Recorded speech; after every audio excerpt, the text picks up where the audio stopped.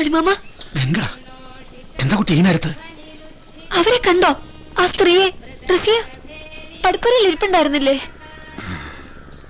ഈശ്വര നിശ്ചയങ്ങള് മനുഷ്യർക്ക് മറികടക്കാനാവില്ലല്ലോ കുട്ടി. പോയി അവര്.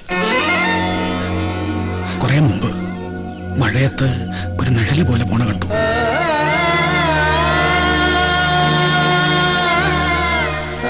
മോളെന്താ ഇറങ്ങിപ്പോന്നത്?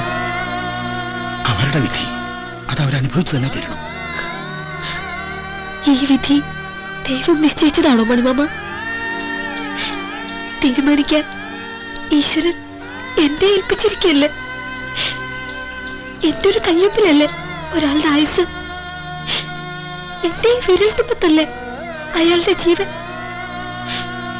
അപ്പോ ഞാനത് നിഷേധിച്ച ദൈവം അയാളോട് കാണിച്ച ദയ ഞാൻ കാണിക്കാതിരിക്കും?